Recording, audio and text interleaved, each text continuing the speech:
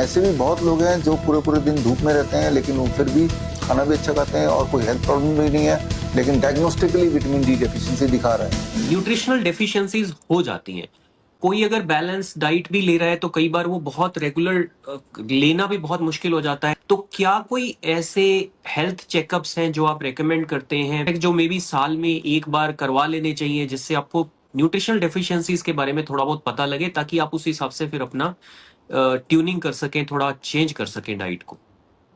देखिए, जो basic health checkup you should do every day, and that checkup can be, it is not कि doctor के पास जाएंगे तो ही सिर्फ बेसिक। मेरा जो बेसिक हेल्थ चेकअप है वो ये है कि क्या मेरी रात को नींद अच्छी आई, क्या मैं शाम तक मुझे एनर्जी लेवल लो फील करता हूँ पूरे दिन के काम के बाद, या बच्चे हैं तो पूरे दिन खेलने के बाद सुस्ती आ जाती है, राइट। तो दैट इज अ बेसिक। अगर रात को नींद अच्छी आ रही है, सुस्ती नहीं आ रही है, आपका पेट ठीक है, तो this is a very very basic health checkup which you should do every day for yourself. Among all the blood reports, only one parameter which can be very very important, that is your haemoglobin. अगर HB आपका drastically नहीं गिर रहा है, consistently एक जगह ही है, तो आप बोल सकते हैं कि चलो आपका सारा जो बैलेंस बना ही हुआ है। और आखिरी बात कि न्यूट्रिशन पूरे बॉडी में बना रहे, तो जो डाइट आप लेते हैं वो बॉडी एब्जॉर्ब भी करे, वो इम्पोर्टेंट है। बॉडी एब्जॉर्ब तब करता है जब बॉडी में थोड़ा बहुत सनलाइट पड़ता रहे। तो in spite of eating good diet, if you are eating at the wrong time, right, मान लो जो लोग रात के 8 बजे के बाद खाना खाते हैं, 9 बजे, 10 बजे, 12 बजे, तो वो वाला चीज बॉडी में नहीं लगेगा, that will become toxic to the body, right. तो ये छोटी छोटी बात कि मुझे इस रात के 8 बजे बाद कुछ खाना ही नहीं है, number one. Every day little bit sunlight exposure, number two. And be on the diet which is already, most of the diet is raw, fruits, raw vegetable तो होने ही चाहिए, तो बॉडी में एब्जॉर्प्शन अच्छा होगा। और जो हेल्थ पैरामीटर है कि पूरे दिन भर में क्या मैं फटीग फील कर रहा हूँ, रात को नींद नहीं आने की दिक्कत तो नहीं है, राइट, ये बेसिक चीजें हैं जो आप खुद ही एसेस कर सकते हैं। एंड अगर आप एनर्जेटिक फील कर रहे हैं तो सारे हार्मोन ठीक ही होंगे, सारे विटामिन मिनरल भी ठीक होंगे। एक चीज मैं अपना एक्सपीरियंस से बताना चाहूंगा, वो ये कि जैसे मैं बहुत जनरली हेल्थ कॉन्शियस हूँ। ठीक है, कई बार चीटिंग डाइट हो जाती है, लेकिन मैं बहुत हेल्थ कॉन्शियस हूँ। ध्यान रखता हूँ कि क्या मैं खा रहा हूँ, क्या नहीं खा रहा हूँ, क्वांटिटी वाइज भी। लेकिन मेरी कंपनी की तरफ से मुझे एनुअल हेल्थ चेकअप मिलता है, तो मैंने वो करवा लिया। और what I figured out was कि मेरे को विटामिन डी और बी 12 दोनों की डेफिशिएंसी आई। बी 12 बॉर्डर लाइन था, डी काफी लो मिला मुझे। और दैट वाज वेरी सरप्राइजिंग, क्योंकि मेरा आउटडोर इतना नहीं होता, क्योंकि ऑफिस का काम है, लेकिन आई ट्रैवल अ लॉट। तो मेरा आउटडोर वैसे हो जाता है, और थोड़ा सनलाइट का भी मैं ध्यान रखता हूँ, एटलीस्ट वीकेंड्स वगैरह पे। तो ये आपसे पूछना चाहूंगा कि क्या विटामिन बी 12 और डी का जो है वो कॉमनली माना जाता है, और इंडिया में खासकर हमने देखा है कि इतनी सनलाइट होने के बावजूद भी जो है विटामिन डी की डेफिशिएंसी मिलती है, बी 12 की भी मिलने लगी है आजकल काफी ज्यादा। तो क्या ये टेस्ट भी करवाने चाहिए एटलीस्ट साल में एक बार, ताकि कम से कम ये पता चल जाए? अ, और अगर नहीं करवाने चाहिए तो फिर इसका डेफिशिएंट है तो ये पता कैसे चले? जैसे मुझे नहीं पता चला कि मैं डेफिशिएंट हूँ। देखिए, इसमें दो बातें हैं, दो तीन बातें आ गई आपके इसमें। एक तो ये है कि जो एनुअल हेल्थ चेकअप है ये एक तरह का ट्रैप है, और पूरे दुनिया में ऐसे ट्रायल्स हुए हैं कि दो तरह के लोग हैं। एक तरह के लोग आप जैसे जो हर साल एनुअल चेकअप कराते हैं, और एक तरह के लोग मेरे जैसे भी होंगे जिसने जिंदगी में कभी भी हेल्थ चेकअप नहीं कराया किसी भी तरह का।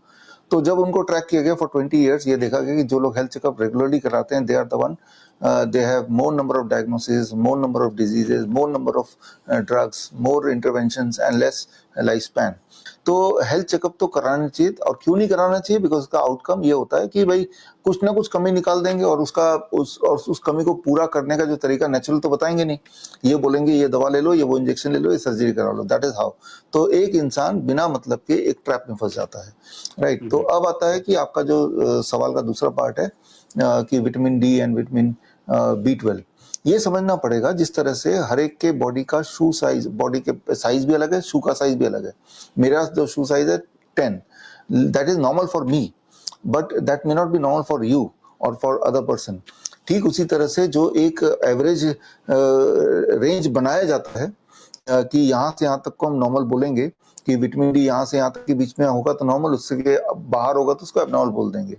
वो जो जिस तरह से वो बनाया जाता है, उसको अगर आप समझेंगे तो आप पाएंगे कि हर एक का विटामिन डी रिक्वायरमेंट बॉडी का, या हर एक का vitamin B 12 requirement, number one. And number two, वो जो डायग्नोस्टिक एरर है उसको भी हम ध्यान रख लें तो वो ज्यादा रिलायबल नहीं है।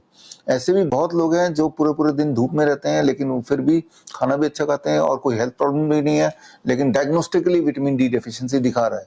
तो हमें उस डायग्नोसिस पे भरोसा ना करके आपको अपने हेल्थ के लिए पूछना है, क्या मैं वीक फील कर रहा हूँ, क्या मैं फटीग फील कर रहा हूँ, क्या स्लीपलेसनेस है या डिजीनेस है। अगर कुछ भी नहीं है फिर भी वो आंकड़े ऐसे दिखा रहे हैं, forget about those numbers, because वो नंबर्स कुछ भी आ सकते हैं। एग्जाम्पल के तौर पे मैंने जैसे हीमोग्लोबिन का आंसर दिया लेकिन एक क्वेश्चन भी मैं देना चाह रहा हूँ। अभी हेल्थ चेकअप वो एक बच्चे का है हीमोग्लोबिन 2, राइट, तो 2 में तो इंसान मर ही जाता है। वो बच्चा तो हंसता खिलता था लेकिन वो तो डर ही गया कि 2, उसके पेरेंट्स डर गए। फिर अगले दिन वो किसी और लैब से कराया तो उसका आ गया 13। तो मैं ये बोलना चाह रहा हूँ कि इन आंकड़ों को बहुत सीरियसली ले नहीं सकते। ये आंकड़े जब बार बार टेस्ट करेंगे तो हर बार कुछ ना कुछ अलग रीडिंग दिखाते ही दिखाते हैं।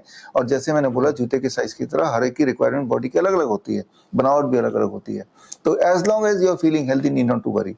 और मान भी लेते हैं एक बार को कि भाई वाकई में अगर विटामिन डी डेफिशिएंसी है तो आप, अगर आपको ऐसा लगता है, आपने पढ़ ही लिया कि vitamin D, spend some time in sunlight, 15-20 minute रोज। जिनके बॉडी में रियल में डिफिशिएंसी होगी उनके बॉडी में सनलाइट पड़ते ही एब्जॉर्प्शन भी, बनना भी विटामिन डी का तेजी से बन जाता है, जिस चीज की डेफिशिएंसी होती है थोड़ा भी एक्सपोजर से। तो मान लो आप धूप में नहीं बैठना चाहते, जैसे शेड में बैठ गए, अपना हाथ भी आपने एक साइड कर लिया और हाथ पे अगर धूप पड़ रही है तो पूरा बॉडी एब्जॉर्ब कर लेगा। अब देखिए विटामिन B12 पे आते हैं। विटामिन B12 जितने सारे एनिमल्स हैं, मान लो गाय है, भैंस है, प्लांट ईटर, उनके बॉडी में विटामिन B12 कैसे बनता है? क्योंकि वो रॉ सब्जियां खाते हैं, कच्चा ही खाते हैं ना, वो तो पत्ते खाते हैं, फल खाते हैं। अगर हम फल, पत्ते, सब्जियां एम्पल अमाउंट में खाते हैं रॉ में, तो उसके आउटर लेयर में जो बैक्टीरिया है जो हमारे पेट में जाता है, that manufactures vitamin B12 in the body. इसलिए विटामिन B12 का ऑल्टरनेट नेम होता है हार्मोन B12।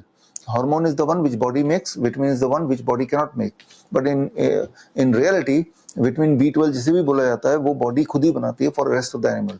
हम भी बना सकते हैं अगर हमारे बॉडी में कुछ ठीक ठाक अमाउंट ऑफ रॉ एवरीडे जाए। हमारे DIP डाइट में आपने देखा कि फ्रूट्स सुबह लेना तो रॉ जा रहा है, लंच एंड डिनर में प्लेट 1 में हम रॉ वेजिटेबल बोलते हैं तो रॉ जा रहा है। तो बस आप ample amount of vegetables and fruits ले रहे हैं, एम्पल अमाउंट ऑफ सनलाइट ले रहे हैं, बॉडी में कोई सिम्टम आ नहीं रहे हैं, तो फॉरगेट अबाउट ये आंकड़े।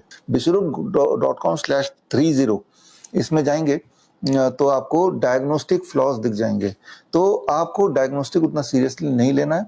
अगर आपको बॉडीली कोई सिम्टम लग रहा है तो उसको रीबैलेंस करने के लिए be on DIP diet, take lot of sunlight, don't eat after sunset, सिर्फ इतना ही करना है एंड मोस्ट लाइकली आपके सिम्टम चले गए, you are cured. Don't worry much about the numbers.